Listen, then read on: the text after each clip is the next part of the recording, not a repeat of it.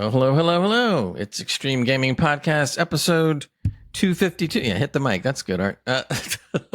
Episode 252, October 31st, 2024. And I am Grey Gamer 25. And over here, or over there, depending how you look at it, is Mike. No, I'm not Mike. no, I'm not Trev. Mike. Don't hit me, please. I'm Trev. How you doing? Hi, guys. Yeah, I was going to say, unless your name changed all of a sudden and you didn't tell me. I mean, it's always possible. Well, anywho, let me click on two things here that will make things simpler for all of us. There we go. Things you do when you do things live, people, I'll tell you. But anyway, glad you're all joining us once again. Thanks for being here as usual. And also, happy Halloween for, I guess, a good chunk of the world. I don't know if everybody does Halloween, but you guys do Halloween, no? Of course we do, yeah. Of course we do, man. Everyone does Halloween, surely. So what are you dressing up as? Myself, it's scary enough as, like, I tend to, I say, look at me, man, like, you know, I am Mirror Spock, so I just need pointy ears. You know?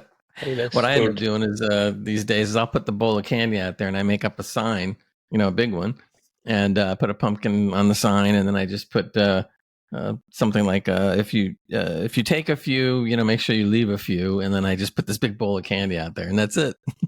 So wait a minute, they're allowed to take some sweets, but they're not. They've got to then return. I'm going on the honor system. Is what it is. It worked fine last year, so I'm going to do it again this year. Oh, so only take a few at a time then, and leave some. Yeah, I have a sign that basically says take a few, and leave a few, and just to get the idea with the pumpkin, and so they can read it and they see it, and I keep the porch light on, and then I just keep the bowl of candy there. And then when the candy runs out, I put another sign out there and says, "We're out. Sorry." Unless it doesn't run out. It's really weird. Every Halloween, I either get a bunch of kids or I don't get any, or not any, but I should say very few. So I'll buy candy and I'll have either too much left over or not enough to finish the night. It's never anywhere in between. It's really crazy. But That's anyway, Gray. We forgot to change the title. Yeah, no, because you were going to show me. Yeah, that's okay. Well, you can show me later. It's not a bad title the way it is. It just needs to be different. I know. But in any case, join our Discord. If you're not on our Discord, why not? It's discord.gg/extreme gaming podcast. Of course, it's all one word. Discord.gg/extreme gaming podcast. Or if you forget that, just search Extreme Gaming Podcasts on your Googles and it will undoubtedly come up one place or another. We are on most of the good podcasting services out there, like Spotify, Amazon, Apple, YouTube, iHeartRadio, and I don't know, there's a couple other ones. So you can catch us. We're all over the socials, YouTube, Facebook, TikTok, X. What else am I forgetting? There's probably Threads, I think, all right? the ones in that list. And Threads? No, we're on it, but we're not really doing anything with it yet. We'll have to start doing more with Threads, but yeah. I think Instagram's there, but not on that list. Yeah, I didn't know whether they were doing Instagram or not, so I didn't want to. But hey, check that out too. Don't forget Bebo. Don't forget MySpace. Don't forget Napster. All the old stuff that no one uses. Remember Napster? Oh my god, that goes back. Everybody was into that. Like, I can get music. We can all share it. It's so wonderful. Yeah. How long did that last before they got sued and had to shut down? I was trying to think how long. It was a little while. Yeah, I missed that. I really do. I missed that. Yeah, but then now we got Spotify and we have Pandora, if that's still going, and a couple other ones. So, and it's really, the free service is not really expensive, so you can get a lot of music. I like it. I'm able to actually find music I never really heard before, which is nice. I'm always looking for something different. Not just always the mainstream junk. So, well, I've got the YouTube Premium because again, it's so cheap. Yeah. Like that's got just as much music on it as Spotify or Apple Music. In fact, it's got more. True. And it's now the number one player choice for podcasts now. It overtook that. So it's my number one video and audio platform.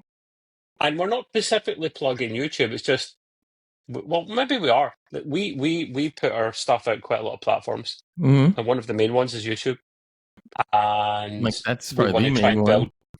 Yeah, yeah. No, Twitch is still up there. It's one of our main ones as well. But we do a lot of stuff on. We want to push the YouTube up a little bit more as well, because I do YouTube stuff for my Trekway stuff. So Yeah. which Gray's not plugged yet, so I'll do it. And if you like Star Trek, don't forget to come along to the Trekway, because we do lots of Star Trek stuff You on didn't, that as well. you didn't put it in the notes. Yeah, I did put it in the notes. Yeah, that's true. Or I should put it in the notes. I'm just blaming you. I may have removed it. I can't remember, to be honest. Yes, the I'm bad. Trekway. And we've just done the first 3 episodes of Lower Decks. So you might want to check that out, where we talk about it, rate it, see what we like, what we don't like, amongst other things. So I think you'll have That's some true. fun with that. We have a few things, obviously, to talk about, as we always do with our podcast. But first, doing okay there, Trev? Everything great? Oh, aren't you moving soon? Or right? You're moving Tomorrow. into a new place. Yay. Tomorrow. I'll have to get you a housewarming gift, like maybe a stuffed animal or something. A stuffed animal. Well, everybody gets plants, and then the plants die.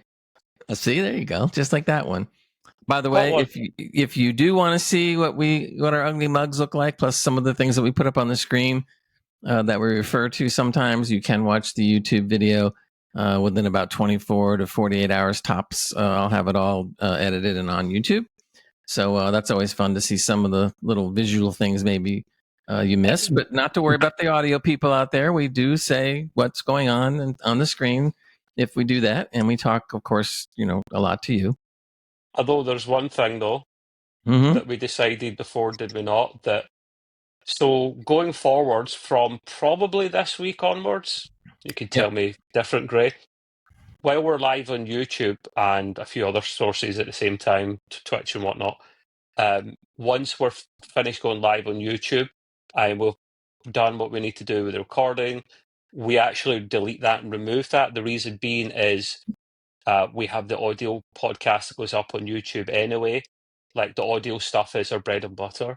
But also on top of that, there's the version that Gray was mentioning. He literally takes the feed from Riverside, the shiny version, and he literally goes and edits the video, makes it all shiny, and that's the one he'll put up on YouTube, so you can actually do a visual podcast, and it's the one he'll put up on Spotify as well. Mm-hmm. So you won't be able to watch it back, the live version, on YouTube. However, and I never thought of this until just now, Gray, we'll probably keep the live version on Twitch. Reason being, if you subscribe to us on Twitch, you're able to watch the VODs later. Right. So you could go back and watch that if you wanted to, if you're subscribed to us on Twitch. And if you're not, that's okay. But you do get a free sub with your Prime Gaming Amazon thing that you get every month. So let's start out with some gaming news, like we always do. We'll be doing gaming, some hardware stuff, some mods today and whatnot. First thing up is Dragon Age: The Veilguard, which actually, came out about 4 hours ago. At the time we were recording this, and there already has been some reviews, and of course some people got some copies of it before, etc. So there's definitely stuff out there to be seen. I haven't played it yet. I've played I played Dragon Age, all the Dragon Age games through the years, but it's been about 10 years since the last one that's been played. Tell me about it, Gray. Tell me about the franchise briefly in general. I know nothing about it. So I played every game that's come out ever since, and it goes all the way back, I don't even know now, close to 20 years, I think. But it's been 10 years since the last one came out, which is, I don't know why it took so long to be able to do another Dragon Age game. That's a long time. And I've been afraid these days of AAA games not performing the way we would like. And so I was getting a little nervous that this wasn't going to match up to what came before. But apparently, from what I'm hearing, is that it's pretty good. Some people are even saying that they think it's worthy of being nominated for Game of the Year. I don't know. We'll see. I think the Metacritic score is around 85, or 84, which is about where the other Dragon Age game is placed as well. So that's a good sign. You start getting any below that, then you kind of wonder, but that's a good score. And if some people think it's good enough to get into the Game of the Year, then I'm feeling more confident that it's going to be, it's going to be good. So I haven't picked it up yet. I will be, and hopefully I'll be playing it and talking about it next week. But basically, the story is that the aftermath of the Elven god Solas, whatever, Solas. He was in the last game, I think, if I remember correctly. He attempts to tear down the veil, but if he does that, it'll destroy the world, of course, and you have to stop him and try to not let that happen, etc. He basically says, "Don't worry about it. You can trust me," and of course, you can't trust him. So he goes Never off. trust him. You never trust him. So he goes off Never and does what he's going to do. Unfortunately, he ends up unleashing even worse on the world. I won't say too much more than that. And you're going to have to go back and make sure you and your buddies, because there's always companions in the game, are going to go back and try to figure out how to put the whole world back in order again. I don't know much beyond the companions. Last time there was some really good companions in the past games. There was some romantic parts in the game. I don't know if that's still in here now. I would think it would be, but I'm not 100% sure of that. So I don't know if you can do any romances in the game as of yet. I'm assuming you can. And if some of the companions are as good as they've been, that should be a lot of fun. So I'm really expecting a lot. If it's as good as what I'm reading, then I'm expecting to have a very good time with the game. So for anybody out there, it is out now. Check it out. Maybe when I play it and come back next week to talk a little bit about it, y'all have played it, and maybe you'll like it. Have you played any of the Dragon Ages? Know nothing about it. That's why I wanted you to describe it a little bit. So thank you for doing that. Well, It's not they're not my kind of cup of tea. That's not my kind of shtick, really. yeah, So if you like God of War, though, it's an RPG when it comes down to it. I don't know if I'd consider God of War an RPG, a full RPG. It's kind of like RPG MMO type game, I guess, a little bit. Like I call it a Well, story-driven game, a story game. I think That's my thing. RPG in the strictest sense is probably God of War, because that's like a true RPG, which should play like a movie, which is kind of what it does. But I'll tell you, Dragon Age is very similar. The only real difference is that you're having companions. But if I remember correctly, on the old games, that if you didn't want companions, you actually could get rid of them all, and just go about it yourself. But there was always something interesting with the companions, because there was something different about each one, and you started to get to know them. Like for instance, when they had Mass Effect games, especially Mass Effect 2 and 3. You ended up really caring about your companions, and you felt bad if any of them got hurt or whatever. I tried everything Yeah. I could for nobody to die in Mass Effect, but one did. And as much as I tried not to let that happen, one did, and I felt like terrible. Like he was like, "Oh no!" And they had cinematics and things all set up for each of the ones that you had. If they died, it would trigger the next thing that would happen, and what your characters all felt or whatever. So this particular character died, and then everybody was like feeling sorry and hanging out, and like it was kind of neat. So you really did care about everybody's feelings and stuff, and when you really got into the game. So when you get that involved, like we did with God of War, then you got a good game. So in any So case, I might give Dragon's Age a chance at some point if that's the case. It's just I don't know if it's similar to God of War. Then mhm. I'm just hoping they remaster the God of War 1 to 3 games, because I'd be tempted then. I think they technically remastered God of War 3. In fact, they have. So I don't know. There was rumours that would do a remaster, and I'd be interested. I'm not really interested in Greek mythology. Okay. It's just dull in comparison to Norse mythology. I've said this to you before. I'm not a religious guy. Respect everyone else's choice in religion. Mhm. But if I was going to be religious, it would be Norse mythology. It's way more interesting than Christianity and Jesus and God and stuff. I mean, that's all way too serious for me.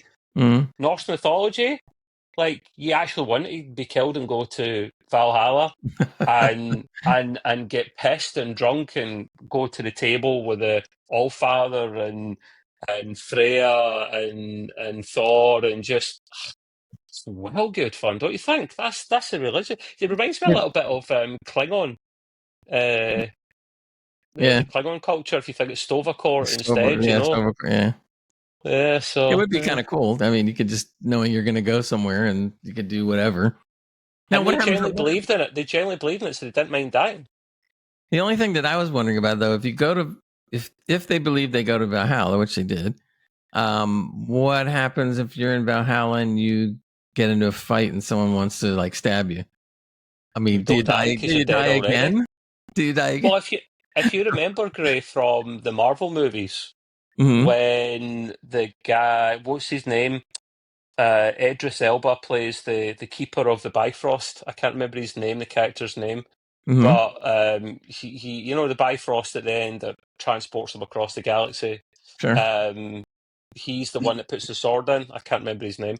He gets killed at one point, and he goes to Valhalla, and it just looks like a version of Asgard, and that's where Jane and stuff goes, if you remember. So it looks idyllic, and it's they explain it though. Marvel do a good way of explaining it with science and stuff, don't they?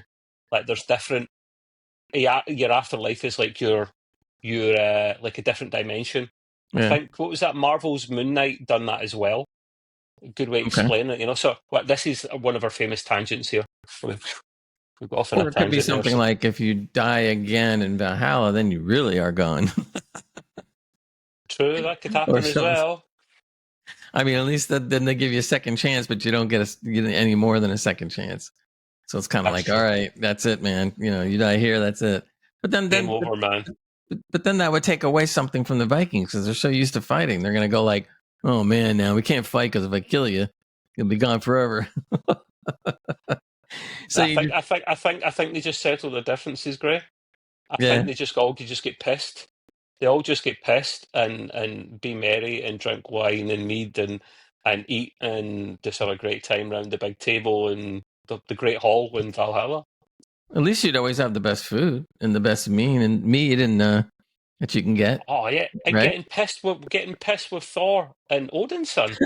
Oh come on, man! You'd be like, here, Yeah, Thor, pass us over the hammer. Would you come dude, on, like give us a shot at the hammer, mate? can I hold on to that? You grab it and you hits the ground. And Oh, and nuts, and man. it'll be like the Avengers movies with Tony Stark trying to pick it up. He's like, remember him and Captain America and no, the guy that Falcon. Yeah, they're all like literally using their suits and everything to try and like, no, we got it. They're all trying to lift up this hammer. And what's Thor doing, sitting at the side with some wine, getting pissed, just laughing at them. Yeah, That was good fun, man. crazy. I miss it. Don't make Marvel movies like that anymore, mate. Heck, they don't, the comics used to do that all the time, and they don't even adhere to the comics sometimes anymore. I We'll see. know, I know. They're going in their phase 6, so we'll see if that's going to do anything. But This anyway, is what happens if we don't have GGR. We're starved. well, we're tangenting, we're tangenting, something like that. I wanted to bring up something I thought was kind of neat on the next story. No Man's Sky, a dev fixed a fan's 611-hour save. I'm like, Hi, Hank. wow. Hey, how you doing?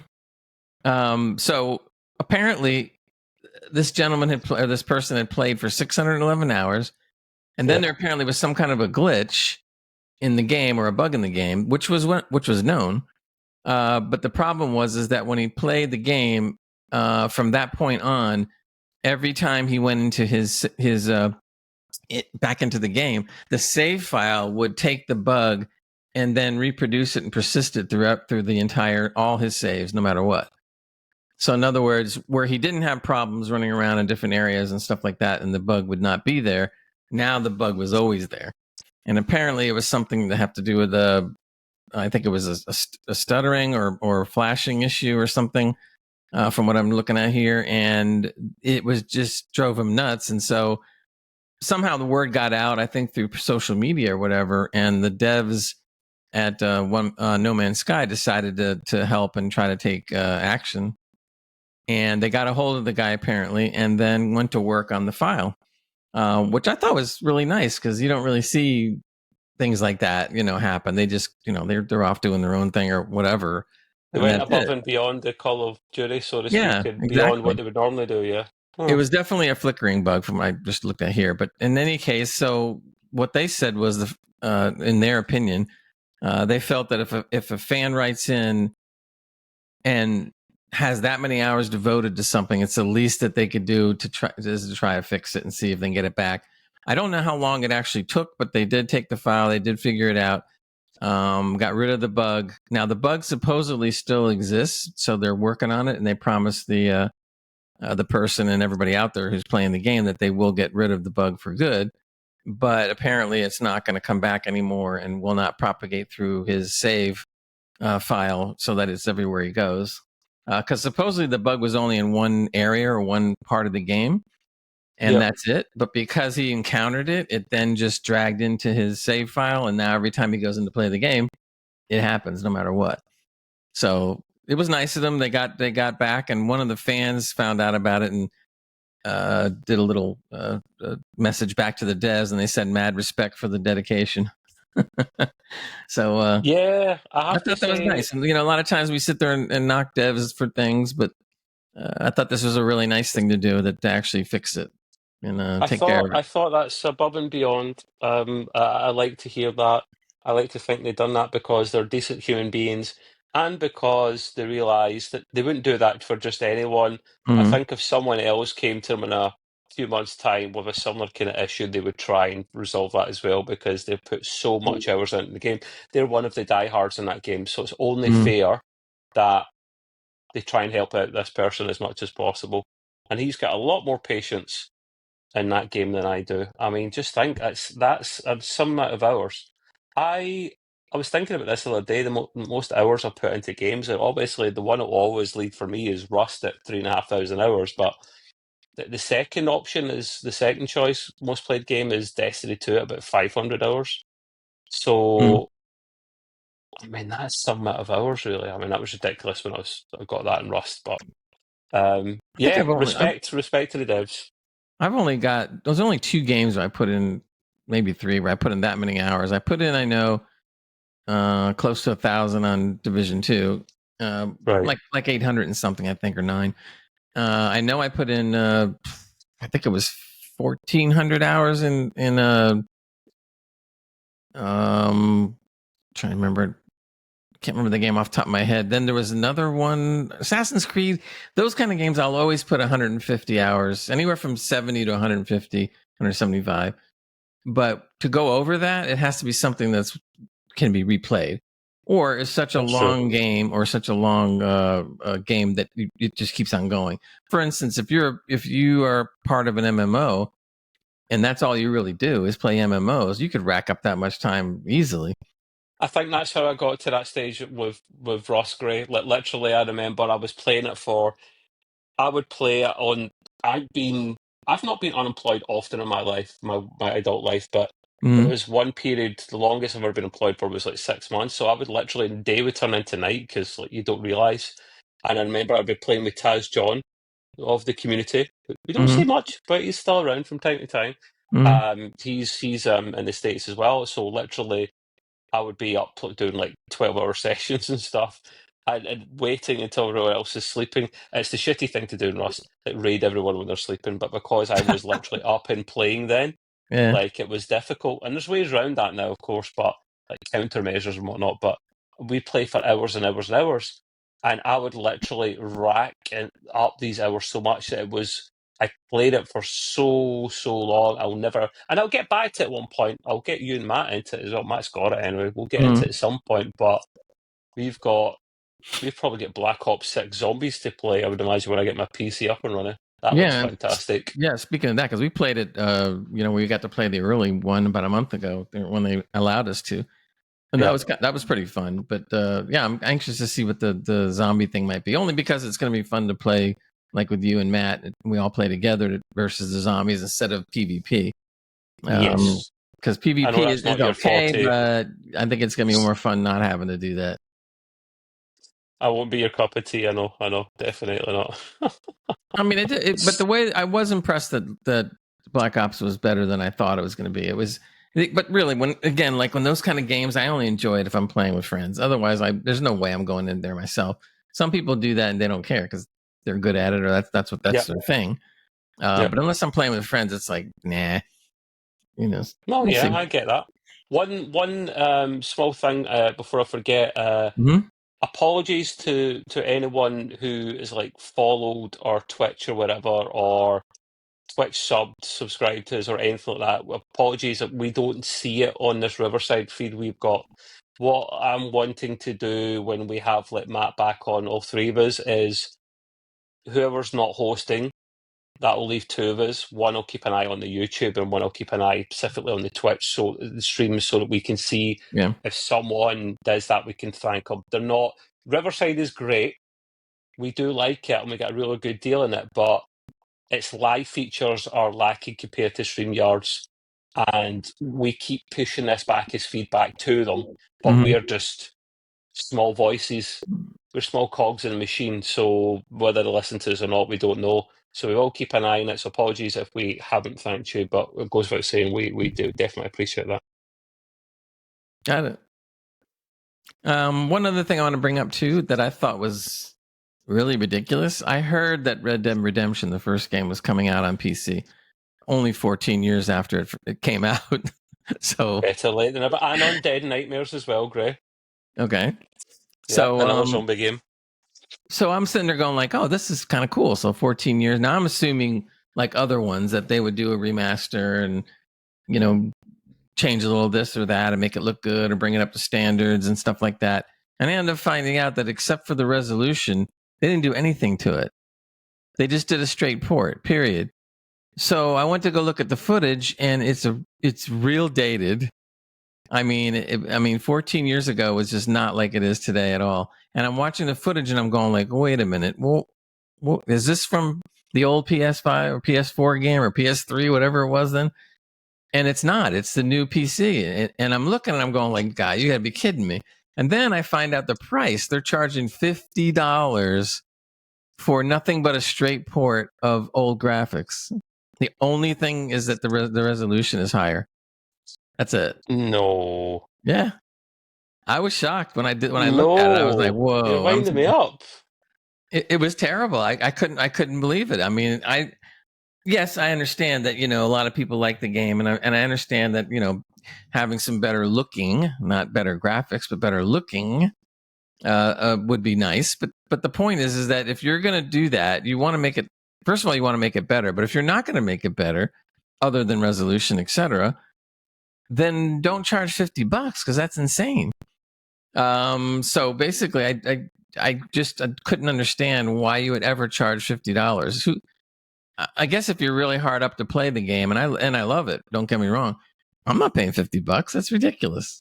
If they came and told me that they were doing a whole remaster like they did with the Horizon Zero Dawn, I would consider it. And even at that point, that's still too much money. So if you owned Horizon Zero Dawn and you get the new remaster, which is way beyond a remaster because they added new stuff to it. That's what it looks like on screen, guys. Yeah, and they only charge you $10. Then that's amazing. And then this is it like you own the game, you played the game on PS3 or whatever, perhaps, or maybe you didn't and you want to play it on PC, but then you end up finding out that it's just old graphics that look a little better because it has high resolution, but otherwise nothing's changed. What about the frame rate, the FPS? I don't know, but I was reading that it's not going to be any different. Well, it would be better on PC. It will have frame rate. It will have not unless it's unlocked. You'd have to know what you're doing and go into the files and unlock it. But is it no. natively unlockable? I think the PC you're going to be able to adjust that, but that's like I said, that's all you can do. You can't. They didn't go in and enhance the graphics by making things look better. They just made it so that you can get higher resolution and a decent frame rate. But otherwise, it's the same game. Sure. So it's literally a port, no remaster in sight. Nope, nothing. That's and then $50 to buy it. That's a piss take for such an old game. Like a remaster, you go fine. Look what they've done for Horizon Zero Dawn. That's what I said. Now that is 6 years, but the full difference between them, Gray, is 6 years old. Okay, not as old, and people thinking why you've already brought out like patches and stuff to bring it up to like the PS5 era, but they completely I've actually saw side by side videos, and Right. it does look a lot nicer. Oh And yeah. it's only £10 $10 to upgrade. And if you've already got it in your PlayStation library, because they gave it to everyone for free during the stay at home campaign during COVID, they gave you free games. Fair play to Sony, and that was one of them. And Yeah. we thought, no way they're going to include that. No way, yes, way they include it. And even if you don't have that, I think it's something reasonable, like $40 or $50 to get an overhaul game. And the PC version, okay, you won't see quite the same difference in the PC version because the PC version is always going to be strong. But Yeah. even it does look good as well. So that's poor, man. I Really think it's disappointing. ridiculous. Rockstar does weird stuff like this. I don't understand at all. And they don't care. They don't worry because they just do GTA and make a gazillion dollars. So why should they care? You know, Uh, I mean, don't get me started on that. A small tangent. My old office manager, we don't have an office manager anymore at work, but my old office manager unfortunately let her go because we're moved to a smaller office, so it wasn't required. So we are kind of sad because she was a really nice person. But I said to her, listen, where are you? You know, if you get something lined up, and she went, well, no, not yet, but I'm interviewing at a few places, and one of them's Rockstar. And I was like, oh, because there is Rockstar yeah, North are located in Edinburgh where I live, so they are the UK or the main European office, actually, to be honest with you. And she's like, I'm going to go there to get an interview. And I was like, oh, cool, cool, cool. You could tell me about GTA 6 when you get in there. Like, give me some leaks, right? She went, oh, and then she went kind of sarcastically, kind of very jokey. They're making me, even for an interview, sign an NDA.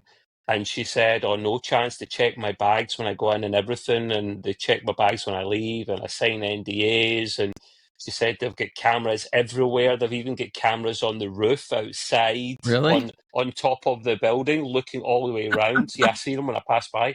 Cameras all around the building.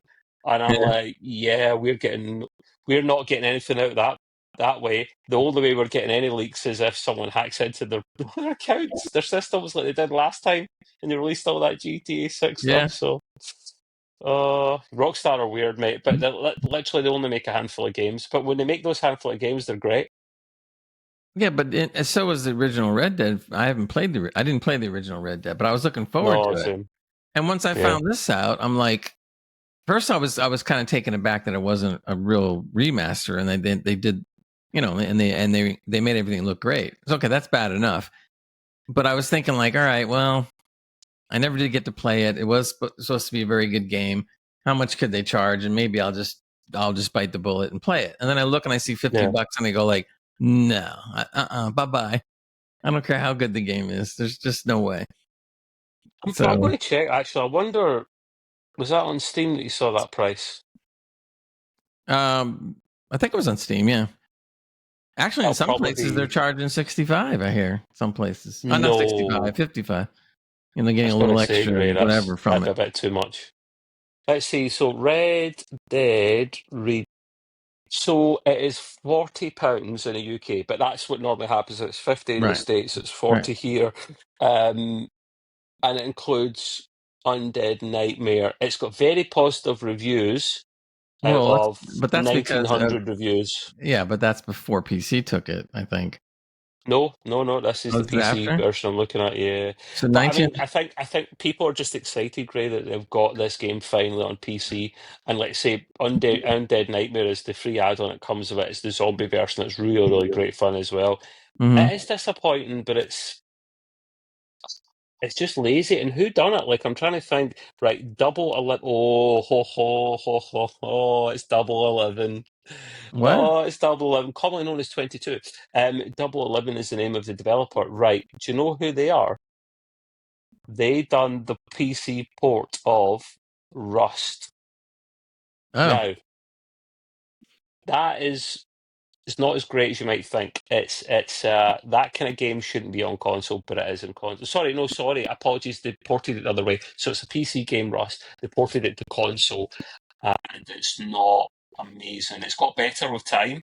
So I'm hoping this way that because they ported it the other way, it's going to be better.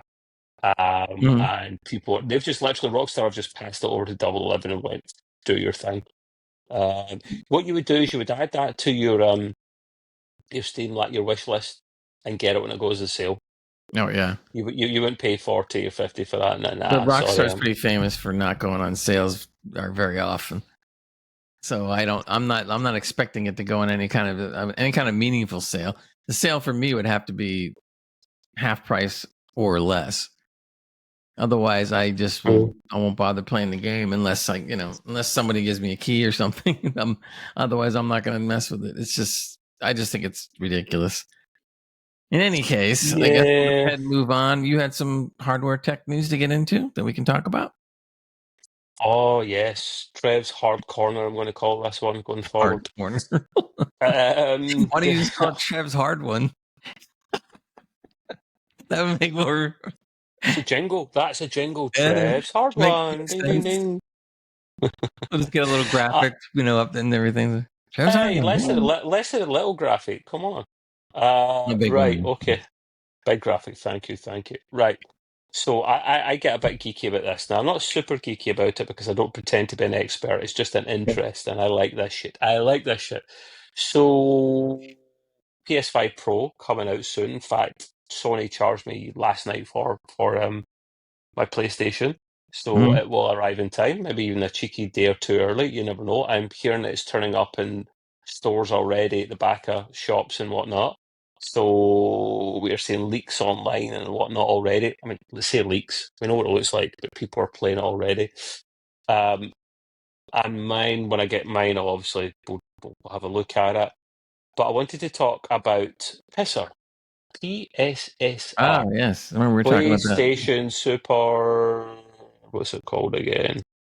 Realistic? Yeah, that thing. Yeah, that upscaling AI tech that they've got. Whoever thought of naming it that, man? It's genius.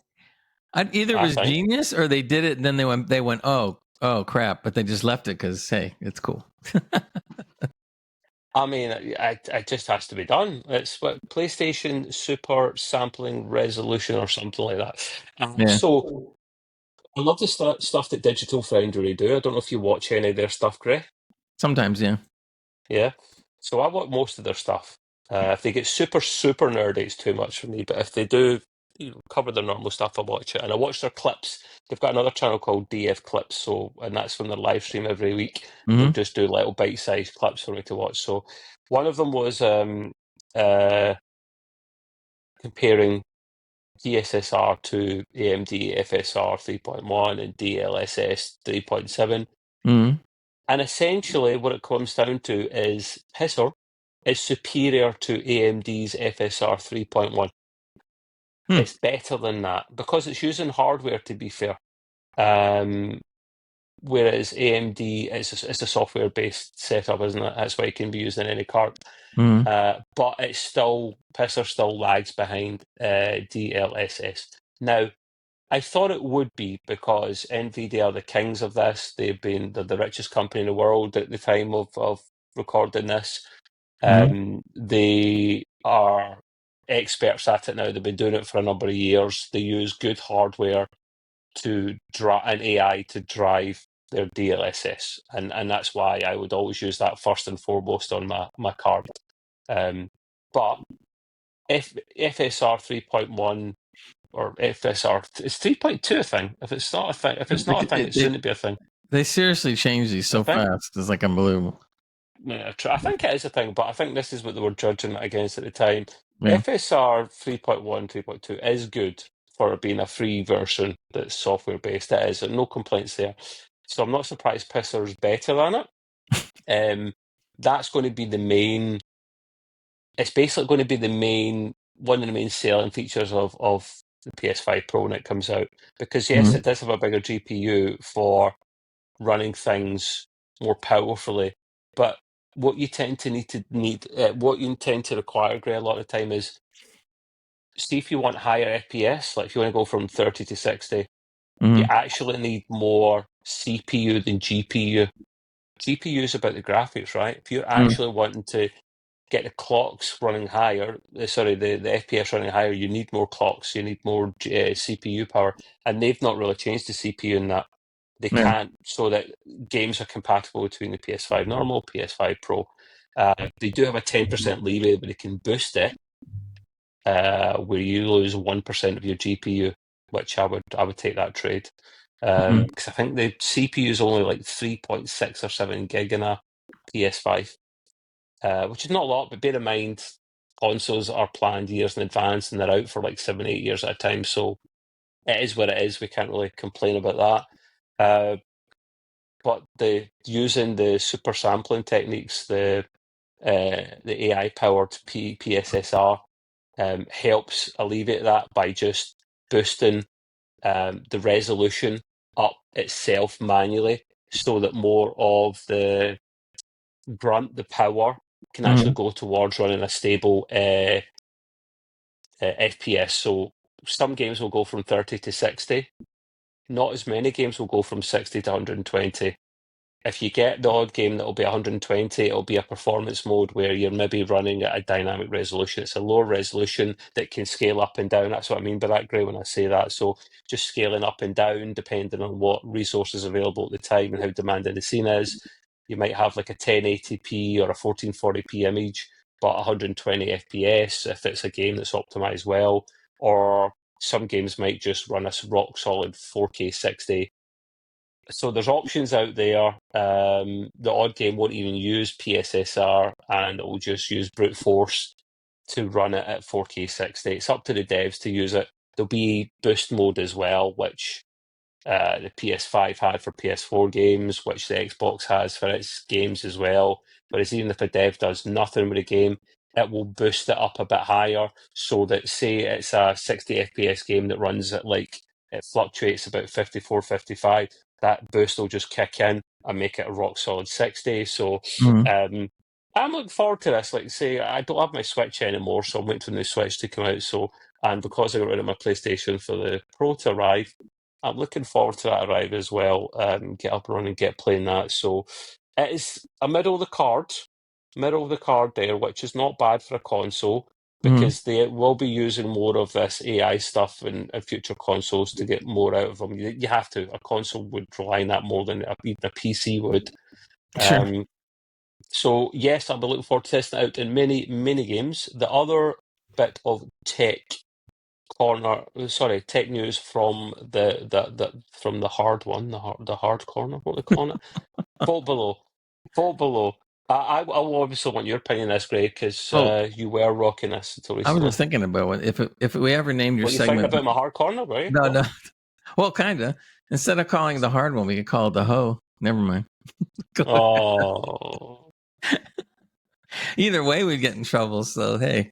Oh, we're getting kicked off. That's it. Sacked. So the other bit of tech news I've got is AMD's new. I wanted to talk about their new processor, which, bear in mind, I've had this bit of news for like a week or so, it's not as fresh as it normally should be. Their new 9800 X3D, which I don't think's out yet. I think it's just leaks. Their 9800's out, but I don't think their X3D version's out.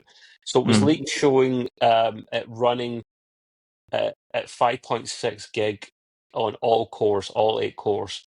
I don't think that's super impressive. Must Yeah. admit, won't lie. Off the bat, without you doing anything, all 8 cores run at 5.2, right? Now, I'm sorry, I'm running on my PC, which is an Intel i9 9900K older chip. It's running all 8 cores after me overclocking it at 5.2 gig, so I don't find that impressive. I know this 3D cache is what's the game changer here, really. So with some fine tuning and tweaking, overclocking, folk will be able to get the chip to run, like I say, 5.6 on all cores. I don't find that super impressive. I don't. For me, where this is going to excel, I think this chip that they're saying it's up to 30% faster boost when it comes to non-gaming performance. But I'm wanting this gaming chip that AMD people have been talking about for a while. I want it in the new variant as well, because when I go to build another PC next year, I would consider AMD. I can't believe I'm saying this, Gray. Can't believe I'm saying this. Coco, naughty Coco, bad Coco. Keep talking. Is it? Is it? I wonder. It's because it's Halloween time and she sees someone outside dressed as Coco the Clown. She went, "That's me. That is me. That's why she's barking." Um, Gray missed all that great chat. I was making jokes about clowns and Okay, stuff. we're back. Or I'm back. You're always here. I was making jokes about the Coco the Clown. Halloween and all that. She saw herself. She saw a clown outside. Right, so Gray was an AMD guy to one point until Yeah. he had problems with AMD. So naturally went, nah, to hell with that. I'm going to try Intel again.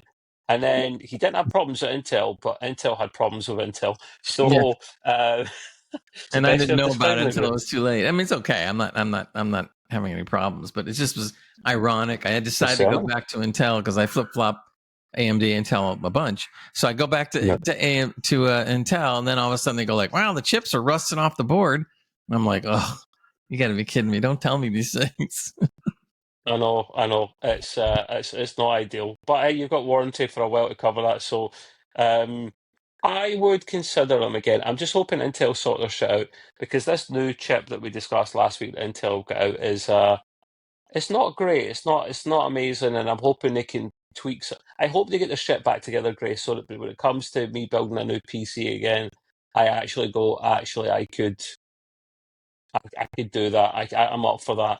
And what I'd maybe do, I was maybe looking to build my PC again in the summertime, but or rebuild it. But what I might do is actually wait until for like up to a year because then their generation after that will be out. And basically, once they've fixed the processor, and the AMD's new chip comes out, and all the the YouTubers and whatnot test it and do their thing, we'll be able to see. I'd imagine there won't be much. There's never really that much between the top Intel and the top AMD chip anyway. Yeah. And I'll basically want to know what's the best gaming chip because I don't do a lot of shit outside gaming. Yes, Gray does a bit of editing, so it's useful for him. And the exporting that we do is done by Riverside, so we don't even have to worry about that. We don't really need much grunt Yeah. us to outside gaming. So I'm wanting whatever gives me the best gaming. I just don't believe that with clocks, not. I was hoping to get like clocks at 6 gig. I miss Intel's chips for that. Yes, they were hotter than the surface of the sun, but I mean, I didn't care about that. I could just keep that cool with a good AIO and crank up the power and keep my living room nice and warm while the heat comes from my PC. I'm only half joking about that, by the way. Um, Okay. so now you get some heat from the PC sometimes, but it means it's doing its job. It's expelling all the heat. I will see what chip I go for next year, but I think if you're into non-gaming stuff, editing and whatnot, the new AMD chip when it comes out might be for you. I'm not sure yet, mate. I don't know. It depends what this 3D cache is all about. Mm. If it works for me, so you're happy with your current setup for the moment, anyway, aren't you? So Yeah. I mean, it's been fine. I haven't seen any rust coming out of the chip yet. So, what do you want to tell them about your little tweak to your setup? oh, you mean the new tweak I've done? You talking about that? Oh yeah, I picked up. Mm. I've been wanting to splurge and get monitor arms for my Secret Labs Magnus desk. It's a metal desk, which We're I not love. sponsored by Magnus, but if Magnus want to, is our Secret Labs want to sponsor us, we'd be up for that. Yeah, yeah, we're all good for that. So Mhm. I really love this desk, but the nice thing about it is everything that they make that goes on this desk is made to fit the desk and Yeah. made to be out of the way and made to work right. So I ended up buying two monitor arms, but then I had to try to find a monitor. I wanted matching monitors best I could. But my Samsung 240 hertz 32 inch is brand new. It's going to be cost me like $600, $500, whatever.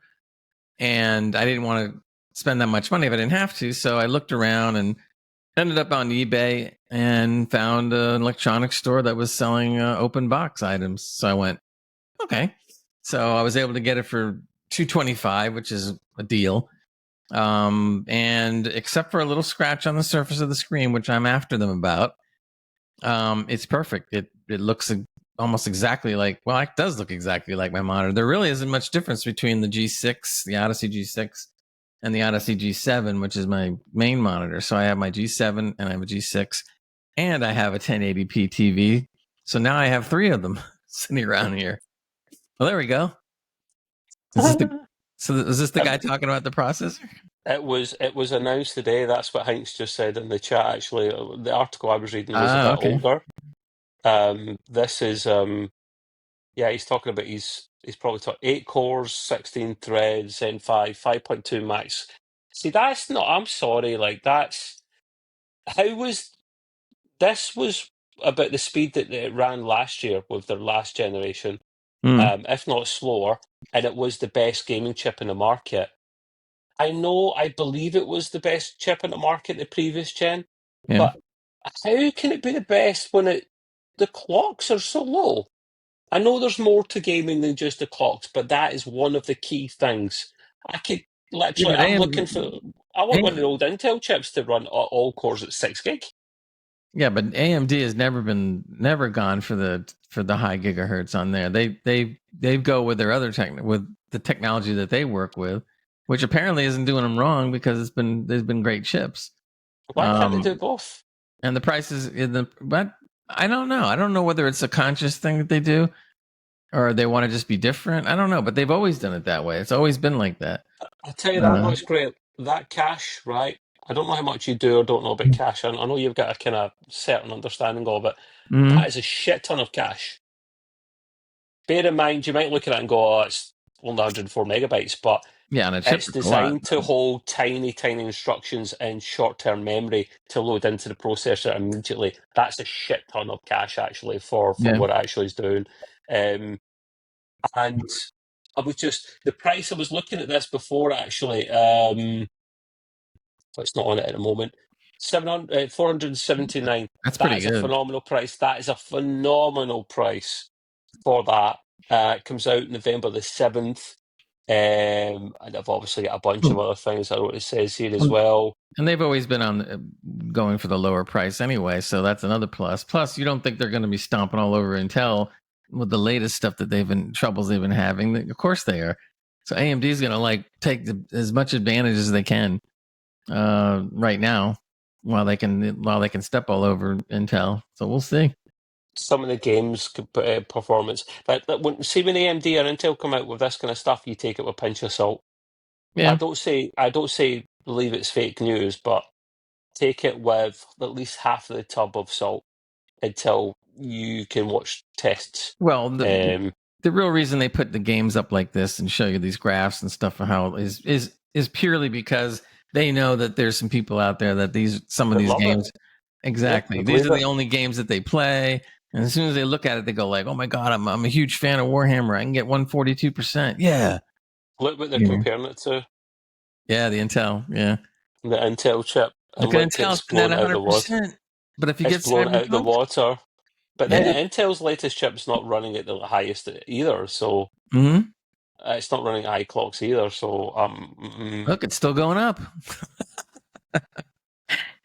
So if you want to play Cyberpunk 2077 on Intel, it'll only be the 100%. But if you want to get an AMD new chip, you could play it 159%. Woo! you could. It's all about the speeds. It's all about the speeds, people. That's all we're interested in. And you can run 8-bit games really good. Only kidding. 8-bit games. That's harsh. I'm just wondering if they show any other screenshots. Nah, them just talking about it. Yeah, so out next week, very soon. I don't know if there's a new motherboard, or a CPU socket design that would require a new board. AMD are pretty good for not changing it too Yeah, often. they don't. So, So I would bet you don't have to. look, Part of the reason great. why I was even going to talk about the 5090 was when we had talked about it. I don't know if it was last podcast or the one before. I had said that, yeah, wait till this comes out. It's going to be 2,500. I'm close. I looked at it and they said that the price will be around 2,000. Now, a lot of times that when they say that the price is going to be around 2,000, they're not talking about how the other companies out there add their goodies onto it, then they charge more. So I could be right that by the time these cars actually hit, it will be over 2,000 and it might be getting to my predicted 2,500. That'll be the founder card grade, the one that comes from Nvidia. Partner Mm-hmm. cards will be more expensive because they need to Yeah. pay that $2,000 or near $2,000 to NVIDIA just to get the chip in Right. to put it on a board of their own, then obviously their R&D and their better Yeah. cooling, they need to, and I don't blame the partners for that. They've got Oh, to make a profit no. from it. I blame NVIDIA for being goddamn greedy, and no one's challenging them in the high-end graphics market. So Sure. But I think it. But like I said, I predicted 2,500. And I'm going to stand by it because I think it might even go more expensive than that. Well, we'll see. Anyway, they claim that the 5090 is supposed to have a 25% increase over the 4090. Remember, this is a leak, and we've heard this before. So whether it really will be a 25%, I don't know. But they said that apparently everything is saying that it's going to be 32 gigs of VRAM, which is like I thought 20 was a lot, and then 25, 28, and now it's 32, and I'm like, holy moly! I mean, how much do you need? So I'm just like, wow, that's interesting. I'm not going to go for a card quite that expensive. I'm good where I am. My 4070 Super is fine, but 32 gigs, wow, that's just like, wow. well, the thing about 32 gigs VRAM, Gray, is high-end games won't use all of that yet, but high-end games will use into the teens, maybe well into the teens in terms of VRAM. So that is a thing that will become more and more important as time goes on, especially if you game at the high end, especially if you game at 4K and whatnot. It will be something that you require, and it future-proofs you as well. I am probably, if I don't get the 5090, I'll get the 5080. I would consider the 5090 and just save up for it. But I'm not entirely sure. I need to decide what I'm going to do yet. So, but I'm considering it. Well, I'm not considering a 5090, but they did say the first two cards that will come out will be the 5090 and the 5080, which is kind of what they do. They have a pattern of bringing out those, and then all of a sudden they start raising the price, as they go along. So we'll see it. What happens. They're going to bring in the 5070. Probably then they're going to start on the TIs, and then after that they'll be starting on the supers. And then the And Super TIs, yeah, it'll all and then the just TI Supers, and then before you know it, the 6000s will be out, and then it'll be another 25% increase. What they tend to do, Gray, is, and I think it's not the ideal way of doing it. There tends to be a generation every 2 years, Mm-hmm. and they'll bring out their 5000 or 6000, and then in between, then they'll bring out TIs or supers. If they want to extend it, they'll maybe make it every 3 years a generation, and then the next year they'll bring out TIs, or the year after they'll bring out supers. They'll mix it about, but the main generation is every couple of years normally, with stuff in between. And I got a good deal at getting the 4080 Super. The 4080 Super is basically like is the TI, is what it should have been, like a 4080 Super TI. I like my card. But if you're going to upgrade the computer, I may as well upgrade it properly and get a big shiny 5090 and never have to turn my heating on again, because it will keep the whole bloody house warm, because it will be burning so much juice. 650 watts is what they're saying now. We had heard 1,000 at one point, but now they're going 650 supposedly. The thing that I look at when I see this though is, for all that VRAM and for everything else they got that they're coming out with AI, the way it's advancing, you ain't gonna need power like that anymore.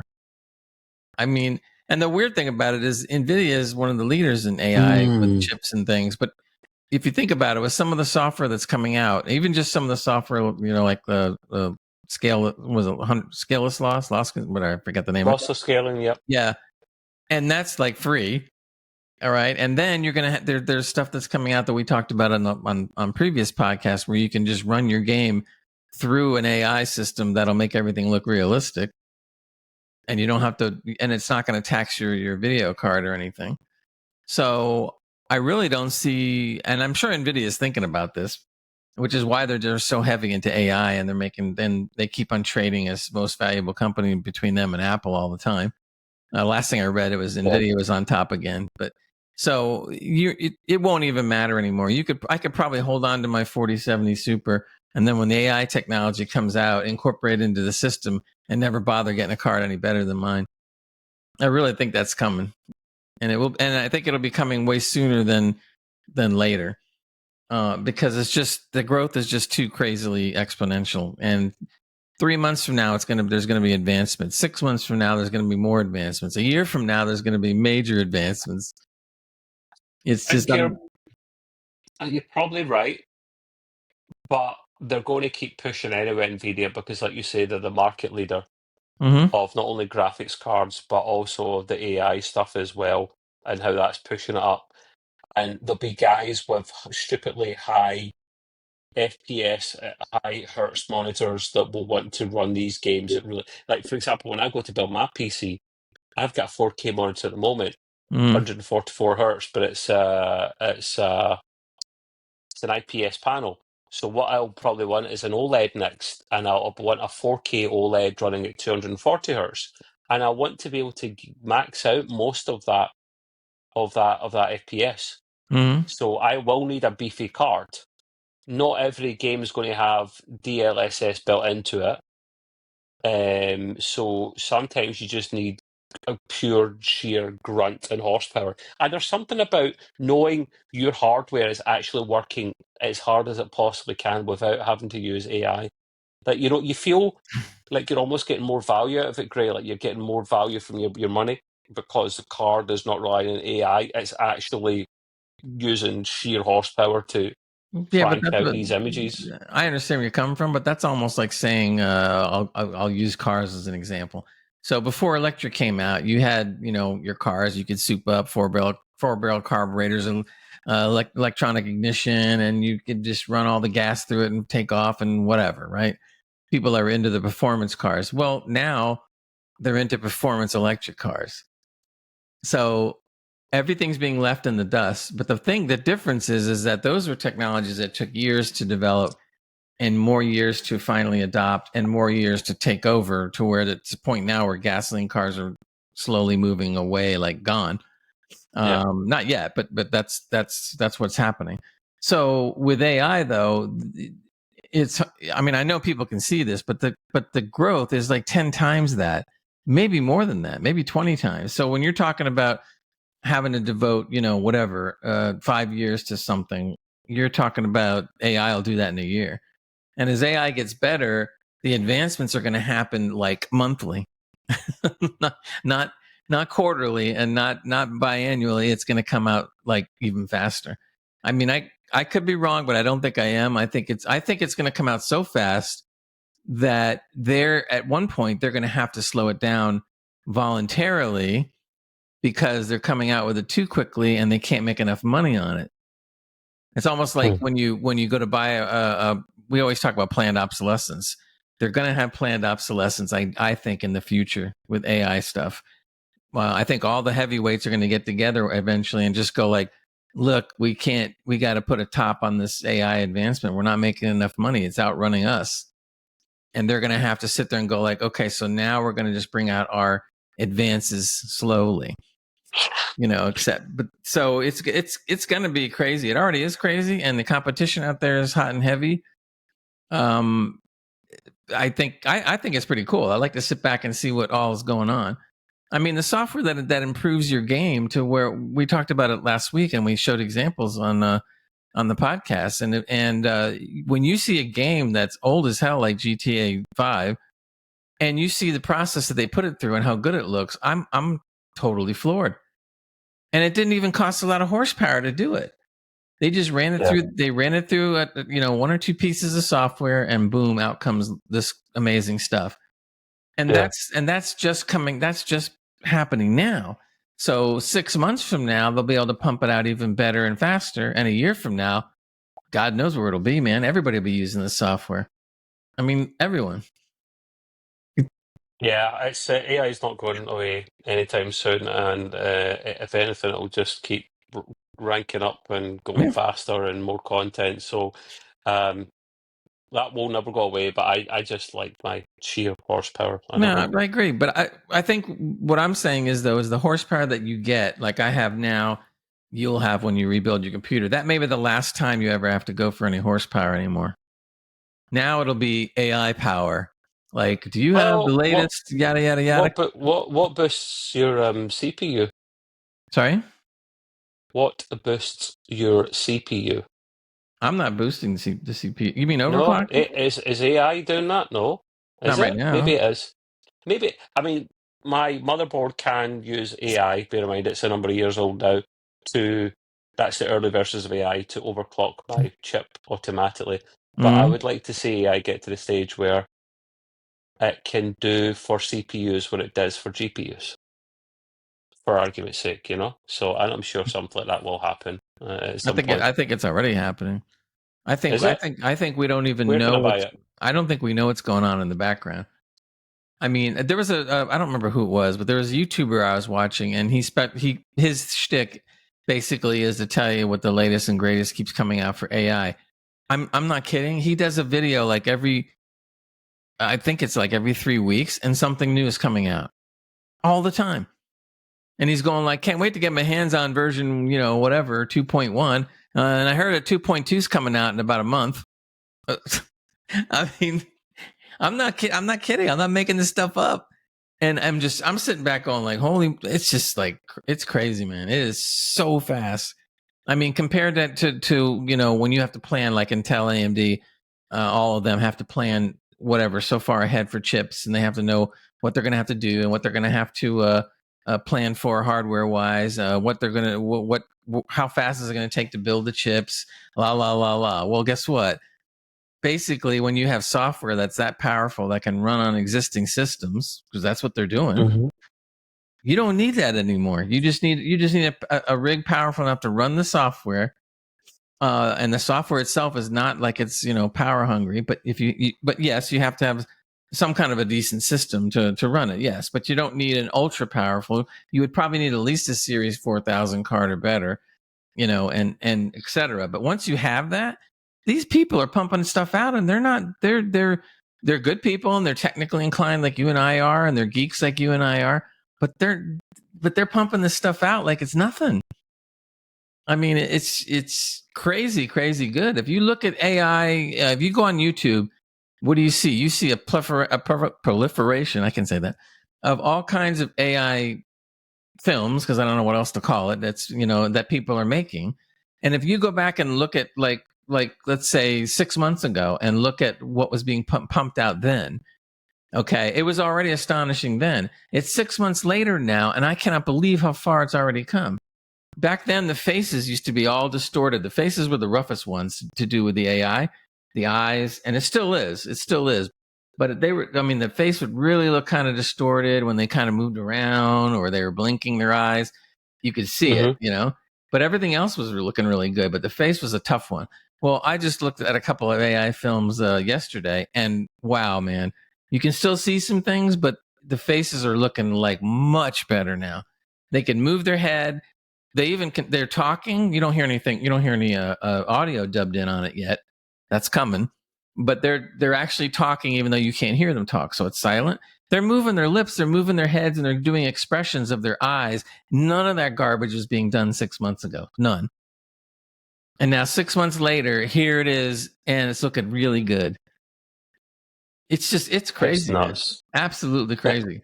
And I'm looking really close now to see where I see some of the imperfections. Now, some of the techies that work in the field, they'll sit there and go like, "Well, look at the frame, 26 because there's a blah blah blah blah," blah. And they're right. I get it. But to somebody who's just a geek like us and not quite as techy as these guys are, because they're hardcore, I'm sitting Yeah. there just looking for little things. Like I watched a video of an AI film, and I was looking really hard at some of the imperfections. There was a thing like where again, when you have hands moving and manipulating things in games or anything, Yeah. this character goes to pick. It was a woman, and they went to go pick up a pen so they could write something, right? So when they went to go grip the pen, you see their fingers come together to grab the pen, but if you look close, she's grabbing air. She's not grabbing the pen. She's really close. Okay, the character is really close, but she pinches like this and doesn't really pick up, and the pen ends up being picked up even though there's no real fingers gripping it.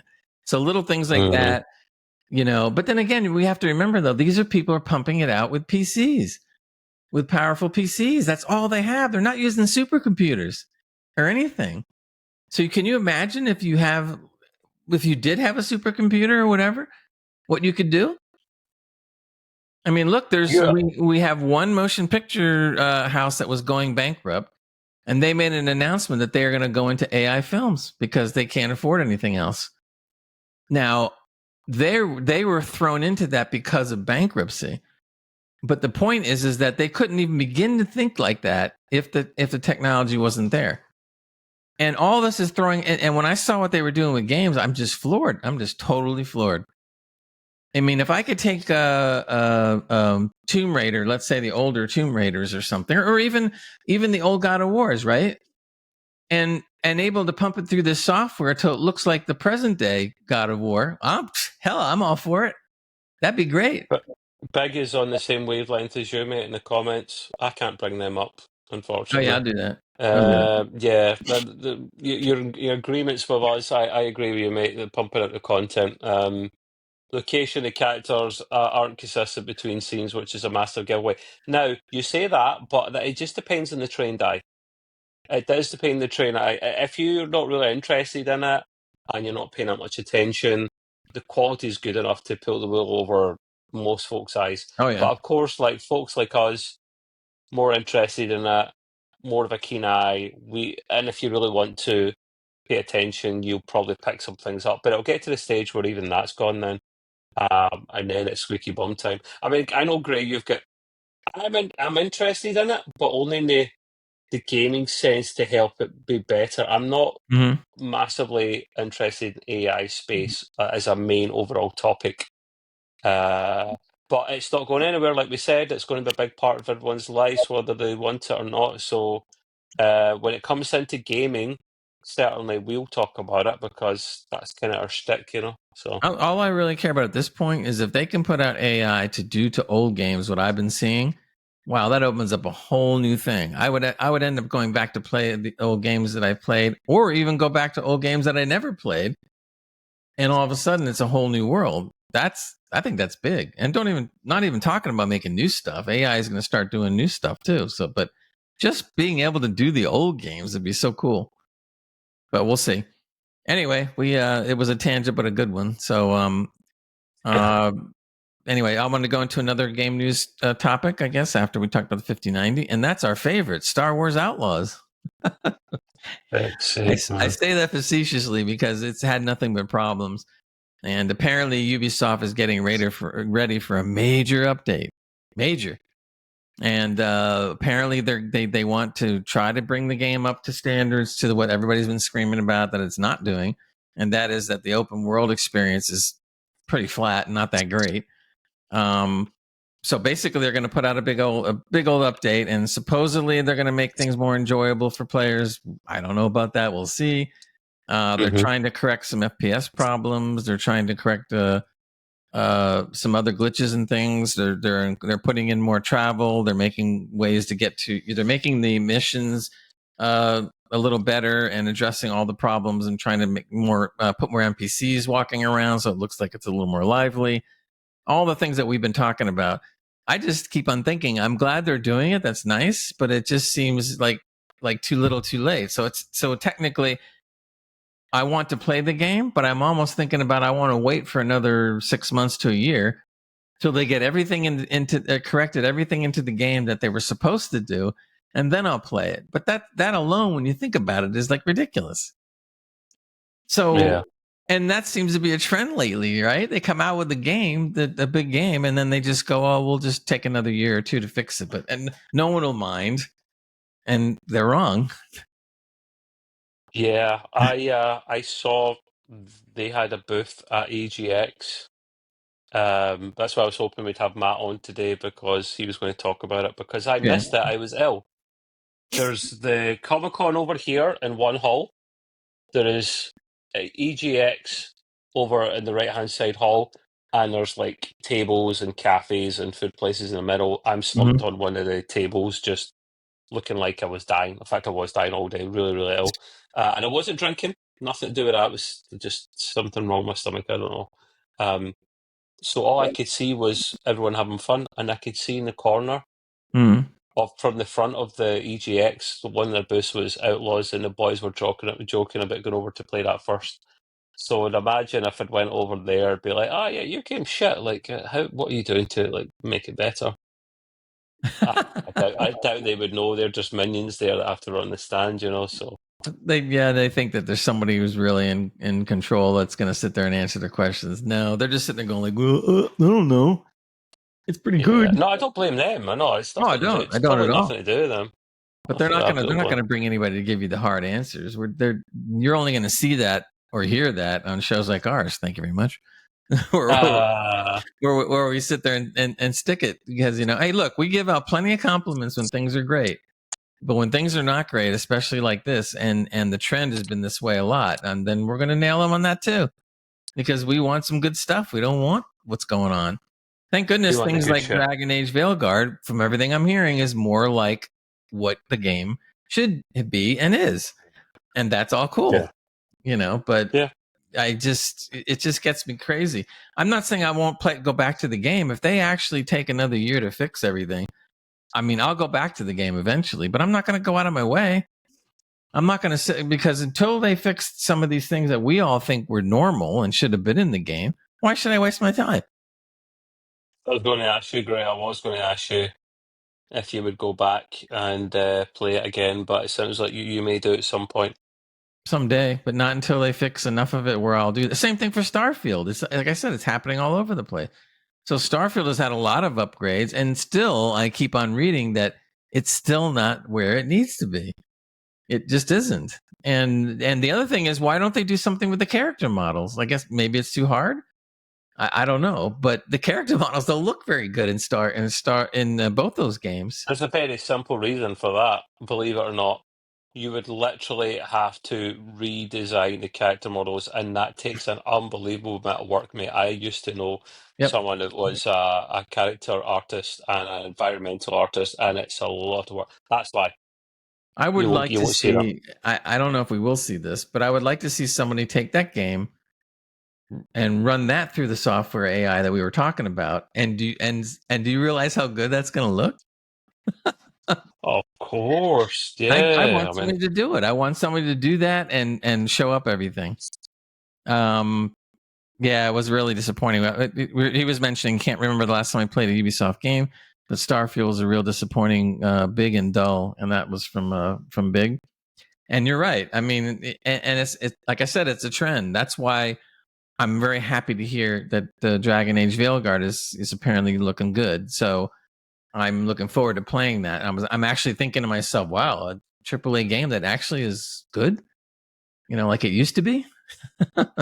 So we'll watch find this out. space. I'm definitely going to try to pick up on it this week. I may not be able to get as many hours in, but I'll know enough, when I play it, how it feels. So then I can report back here. But anyway, we want to Okay. move on. Trev, you got a bunch more stuff to cover. If you would like to, go ahead. Some important news, which I'm glad they worked out. Oh, I don't know if they worked out sooner than the initial strike resolution they had in Hollywood, but it was the guys over at SAG-AFTRA managed to sign a deal with the Actors Union to basically give them fairer rates, terms, conditions for the voice work they do in video games. Now that is very relevant to what we talk about here, Sure. video game wise, because Ray and I would, in the past, in the entertainment side of things, talk about the SAG-AFTRA stuff, which affected a lot of people. And it did affect the guys that done the voice work as well, who are very important to video games. Sure. Won't affect GTA 6 because they got that stuff done and dusted a while ago, thankfully. Yeah. But 100% it's going to would have been an issue now if they hadn't got to the end of it. So basically what I'll just read out here, what the guys said. So it's basically SAG-AFTRA acknowledges that some of its performers do actually want to work with AI companies, and says its agreement with Ethiox, I think that's how you pronounce it, will make sure those that do work with a consensual model which guarantees them session fees and ongoing revenue sharing. They go on to say that the SAG-AFTRA will continue to recognise AI companies like Ethiox that agree with our union's AI guidelines. SAG-AFTRA's National Executive Director, Chief Negotiator Duncan Crabtree Ireland. Wow, that is a name and a half, mate. Yeah, it is. Yeah, that is the double the hybrid thing, like Duncan Crabtree Ireland. Wow, man, that is anyway. He said in a statement, "Not everyone will want to work with an AI company, and that's understandable. For those who intend to utilize the opportunities AI offers, it's important that agreements require companies to secure informed consent and provide fair compensation. Without informed consent and fair compensation, the new era will become a wild west of AI misuse and exploitation." They did go back and strike. They started their strike in July 26th. It actually has been going on a little while, and they failed to Yeah. negotiate acceptable terms for quite a while. The strike remains active. This is the key thing. This is we can't always you got to read into it a bit more. Meaning video game companies and their performance production arms, with the exception of those who have already signed agreements, likely won't be able to hire any ununionized actors to perform motion capture or voice work or voiceover for their games. So they've made agreements.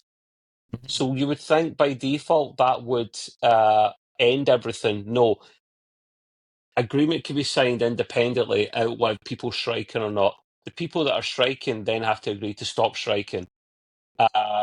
So all I can assume is not everyone's happy with what's on the table, but we have to be careful. Like this could turn into like hours long debate and a very deep conversation, Yeah. which is all right to have in like a special one-off show or something. But you know, we covered quite a lot in our show, so only so much time. But for me, Gray, reading from the top and from the outside, there's only so much we know. It sounds like, and we don't know a lot. We don't know a lot about Mhm. the what's in deal.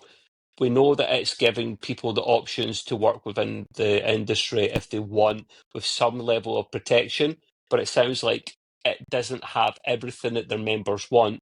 Hence why the strike still remains ongoing until they get everything that they want. What's your thoughts in general? My thoughts are that I'm glad that they're getting somewhere, even though it's taken a long time. I think they will finish and come to a conclusion, and it'll all be dandy. But here's what I think is going to happen, or what bothers me. I think that's going to be, for the short term, a contract that's going to work for them. But, and not trying to sound like what they used to call a broken record, but going back to AI for a second, understand that when they sign these agreements, and then they say, okay, if I'm going to be your voice of your character, whatever, you got to pay me XYZ. Okay, so with AI increasing exponentially and AI sounding so good with voices and stuff, believe me, it's a pet thing of mine. I've been watching this, and I think that the games will be coming out in the very near future where there will not be any human actors at all, or if there are, there'll be very few where you really need it, and then the rest are going to all be NPC created things that can just talk. You have to train it on something, You do. do you not? So, and then different voices and then Well, variations. So, yeah, but remember, you can animate the character to do. In other words, when they go in and they do voiceover, the character's already animated. I'm not talking about mocap stuff now. I'm just talking about voicing the characters. Okay, so if you're just voicing a character, AI can handle that because the character's already animated. Or if you think about it, if you do mocap, let's say, and you don't use an actor for the voice, you can at least get the mocap and then use someone AI for the voice, thus saving money because you didn't have to hire an actor to do the voice. You only had to hire an actor to do the mocap. And then as you see as things progress over the next couple year or two, you're going to see where they won't need mocap anymore either, and the AI will basically do all of it. It's all coming, man. There's no doubt about it. It's all coming. Now, there's a good and bad about it. We don't want to see anybody lose a job, we don't want to see anybody not work. But if you have to step back a second and try to look at it objectively, this is going to happen whether you like it or not, or whether you want to be part of it or not, and whether you want to play games that are going to be probably pretty stunning eventually or not. We'll see. So it's both scary and We will see. exciting at the same time. Yeah, so deal signed with the voice actors, but people are still striking. So not everyone's got what they want ultimately. Yeah. Moving on to the next thing we've got on the docket. This was something that was out a week or two ago. Wait a minute, we have a docket? We have a docket. Well, it's my docket. You're not allowed in. You're not allowed in. There was opportunity to do a little mysterious test for a Nintendo Switch Online thing that was coming out. They basically it was a playtest program, and they were like, people, if you're on the Plus program, which I'm on, like the equivalent of PlayStation or Game Pass, if you like, you can go and apply to be in this system, and Did you do you'll it? have to agree not to talk about it. I tried to apply for it, but I was way too late in the day. I think they reached their number way early in the day, right. So I didn't get into it. But we are getting more information on it at the moment. They told people not to put anything online, but I don't think NDAs were signed. I don't know. It looks like they're testing some kind of massive MMO type either game or server setup for an MMO type game. For Nintendo? This is yeah, Nintendo. Really? Yeah. Sorry if I never mentioned Nintendo. That would probably help. It's something people have already started leaking a little bit. And what I'll actually do, I didn't think I'd be able to get away with this, but because it's already out there and yeah, I mean it's public, so it's not like so yeah, this guy here from Nintendo Prime's quite an important one.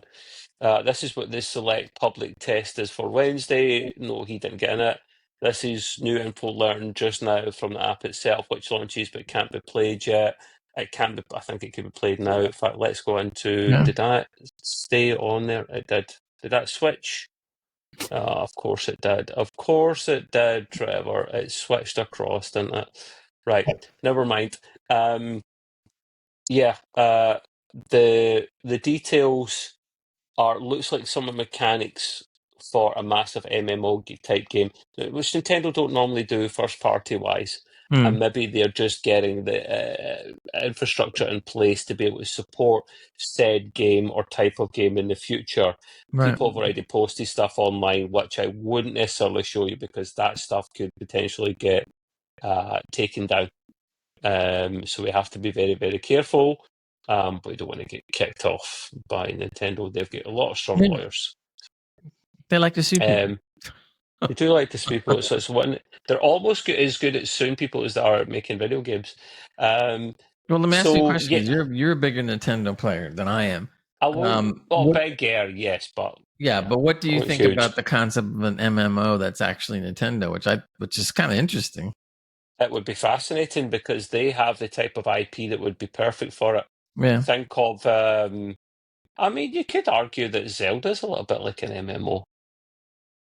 Massive. It's a massive multi-online player game, isn't it? So you can't play with other players, so maybe that's where the multiplayer part comes out of it.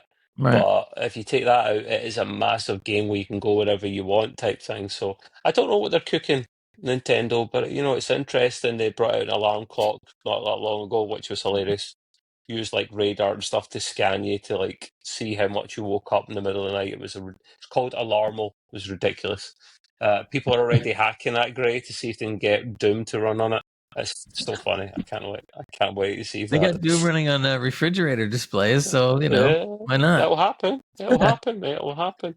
But anyway, I'm conscious of the time, so moving on from that. It's something I had in the pipeline for a little bit, but it's still more than relevant just now. And I'll just share my screen again. And that was Destiny bringing out a new game called Destiny Rising It is a mobile game for iOS and Android. People in US and Canada can pre-register for the closed alpha on November the 1st. And I'm kind of gutted because I do like Destiny. I don't like mobile games, but I would have liked to have tried this one out at least. The idea behind this is think of a Marvel movie where it's set in another parallel type universe. So Yeah. it'd be what happens if Destiny was in another universe, and they get a bit of a blank canvas to do other things with, It's not the guys at Destiny that are making it themselves. They'll kind of help a little bit. I think it's more. Do we actually have a name? NetEase Games under the license of Bungie, yeah. So it looks like they've put a lot into this, and Yeah. I'd be intrigued because the thing is, Gray, we don't like mobile games, but a lot of people do. It's Oh so yeah. lucrative, especially in China, and you can pair a PlayStation or an Xbox gamepad up to it via not only Bluetooth but direct connection if you put it in one of those stand little holder things, Yeah. and actually play it like a games console. you know. So this looks like actual full blown Destiny. Now, okay, this is a CGI. Yeah. But actually, wait a minute. No, no, no. Before I finish that sentence, early pre-alpha mobile in-game footage. Okay, I'm even more impressed then if that's how it's looking and performing at early alpha. That's impressive. yeah. I mean, it does Um, look good considering what it is. yeah, exactly. I'll get to try it at some point when it comes here. Would I pay money for it? Yeah, I would actually. I don't do that often for mobile games because I don't normally play them. But that will probably be a little while off before it's ready. Like any game, I would rather they got it done properly before we Right. saw any sign of it. But I say you can already register if you're in America or North America in general. I don't think they've got a ETA. It does say NetEase invested $100 million to become a minority shareholder in Bungie 4 years before the studio was acquired by Sony. Oh wow. Very interesting. Right, okay. So, and Sony are wanting to boost their mobile game presence. So, Everybody is. expect to see more on that. Yeah, I mean, it's so lucrative. That's one of the major reasons Microsoft bought Activision Blizzard because of Candy Crush, and they've got a big Mm. mobile division that makes so much money for them, Gray. So, yeah, the last thing here, we'll maybe have to spend a few moments on.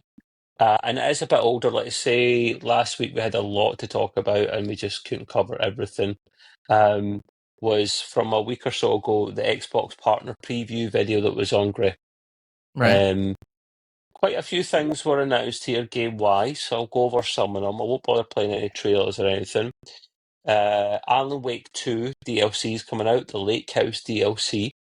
I've never really been into Alan Wake, but it looks pretty good, graphically wise, and good story. So it's something I maybe would investigate at some point.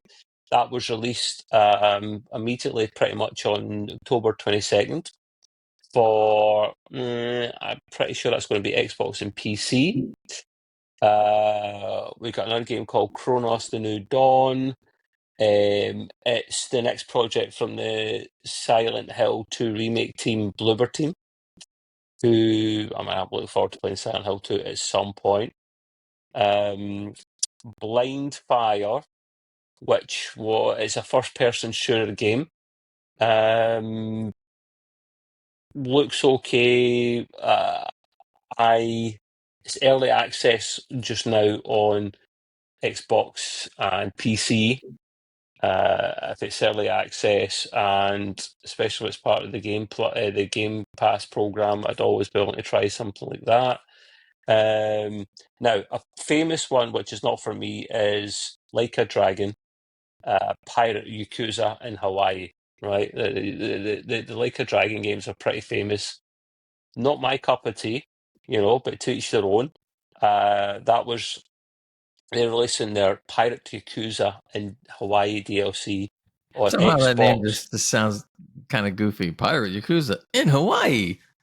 Oh, yeah, it's supposed to be, I think. They're games that don't take themselves seriously, mate. So, yeah, that's probably the meaning there. You That'll come out notice for Xbox people that are PC listening. on February the 21st. For people that are listening, the picture that they show of the pirate definitely looks like a lot like the Johnny Depp character from the movie, which is kind of interesting. Yes, very Um, much so. yeah, trying to Um, capitalize him a little bit. we also get another game, Mouse PI for Hire. Now, that looks almost identical to Cupcake. Is it Yeah, Cupcake, the game? Which is not my cup of tea, but I know it's a very famous, popular game out there at the moment. A lot of people are excited to play that. That'll be 2025 for Xbox Series and PC. And I am going to share the screen for this one. Even though I've not completed any of them, but I'm still excited about them regardless. And that would be Subnautica 2 coming out next year as well.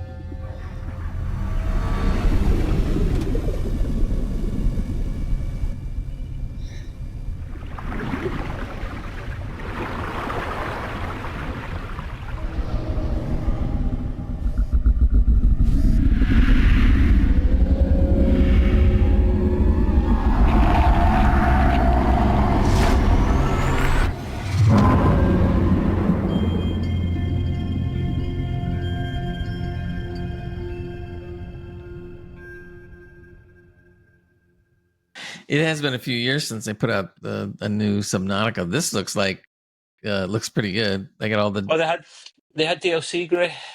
That yeah Frozen one. What was it called? Frozen something. I can't remember what it's yeah. called. Yeah. I didn't play But that one, but I know what you're talking about. did you play any Subnautica? Oh yeah, I played the first one, but I didn't finish the game. I played probably about, I'm gonna say maybe about 40% of it, I guess. I mean, I enjoyed it, but after a while, it started kind of getting a bit repetitive. So I kind of wandered off that one when a different game came around.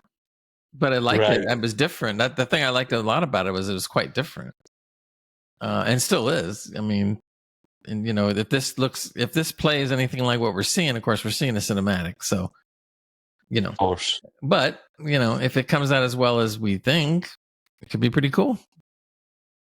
Yeah. It was a very famous. It became a famous game because it was a kind of small game at the time that just kind of blew up. So, Mm-hmm. um, I won't list every game that's in the list here. There's quite a lot. I'm trying to point out Yeah. some of the more interesting ones.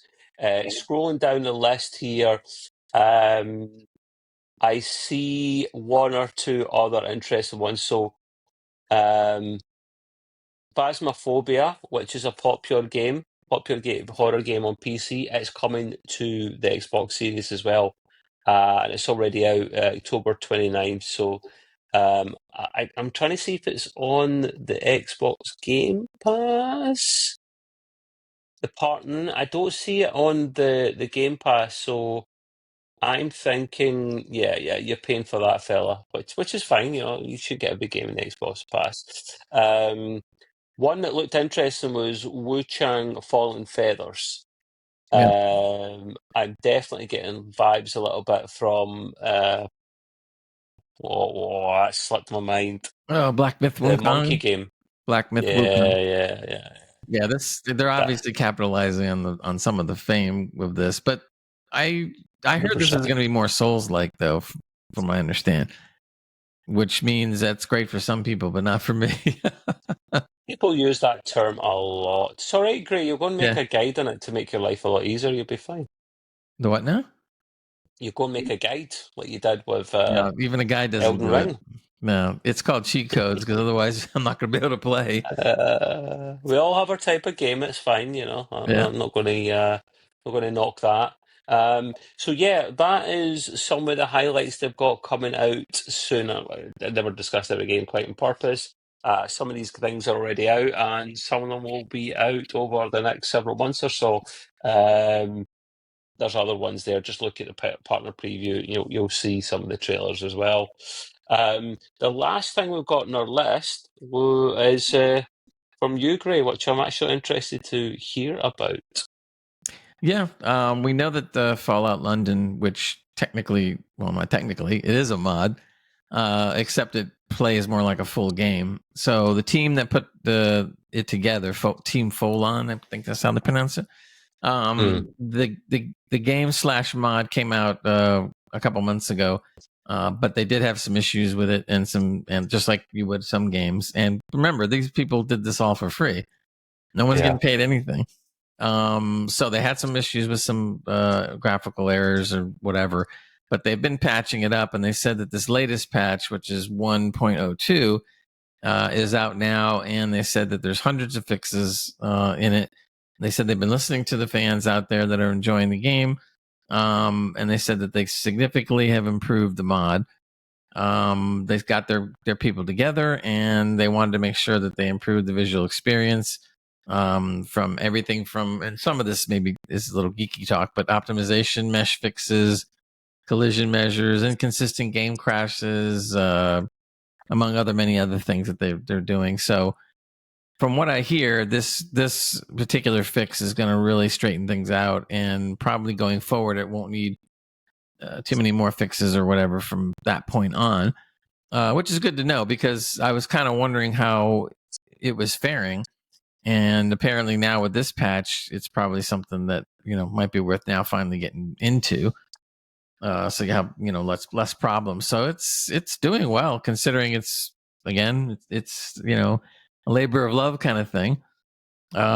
Maybe some of these guys will get a job with some of the other companies or whatever because of this. I hope they do. They put a lot of effort into it. And No, they started their own indie studio, remember, mate? Yeah, but they're not really working for any other studio right now, except that they're called Team Fallon. Yeah, but they then can actually start generating their own money. So instead of doing it as a hobby, they've actually created a studio where they'll actually bring something out and be able to charge for it. That's not too shabby. No, that's not too shabby at all.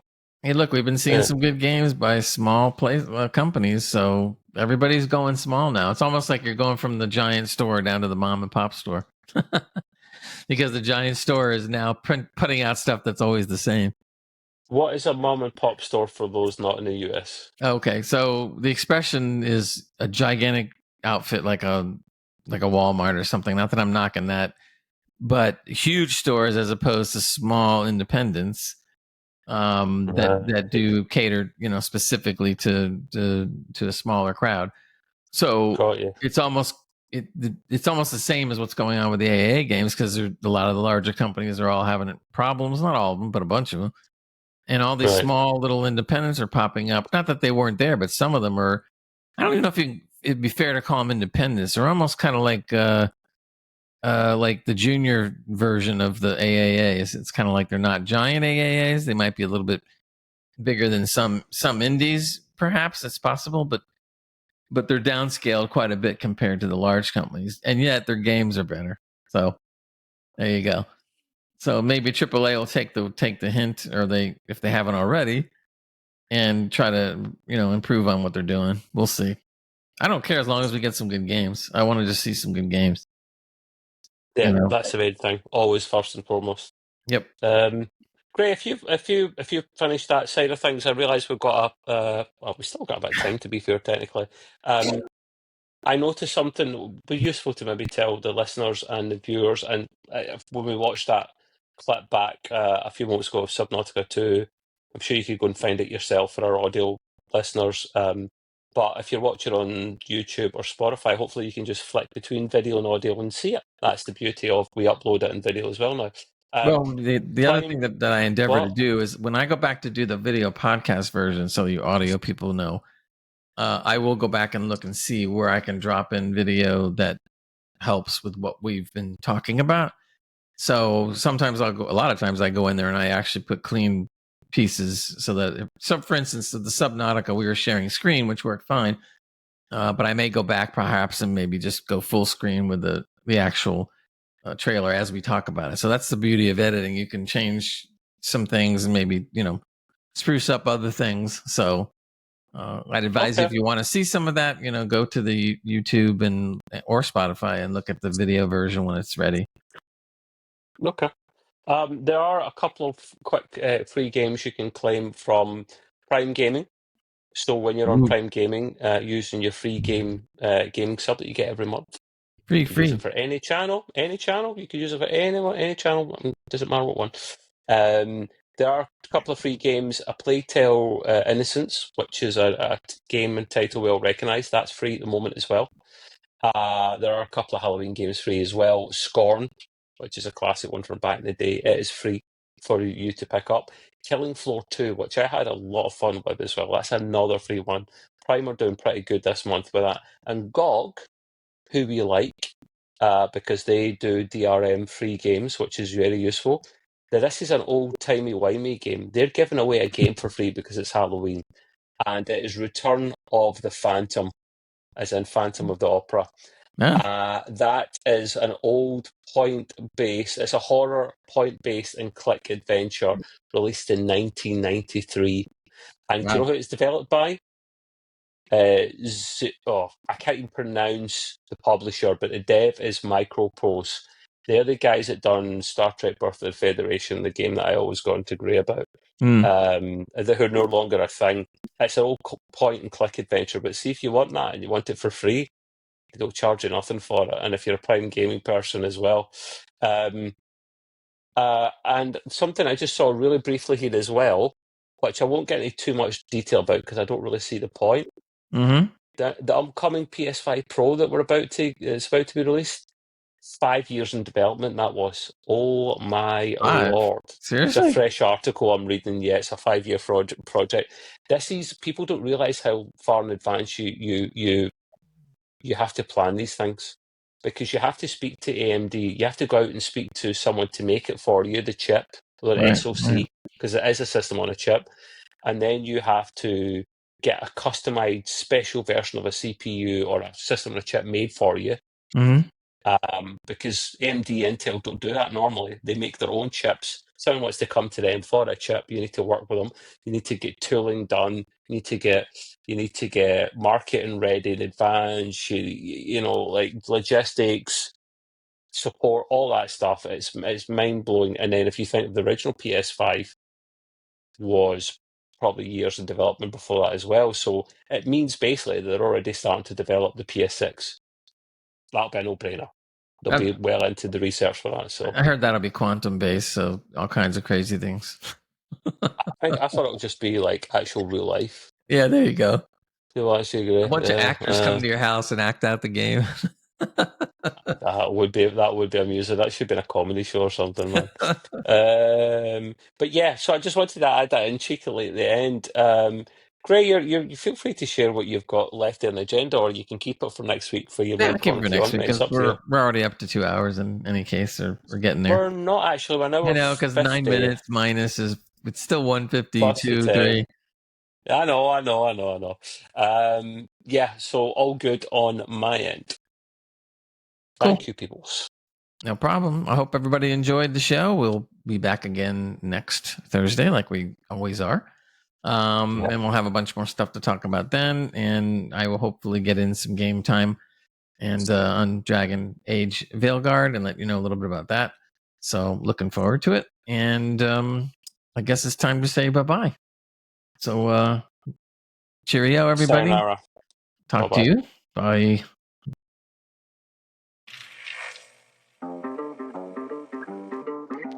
I don't want to set the world on fire. I just want to start a flame in your heart. In my heart I have but one desire.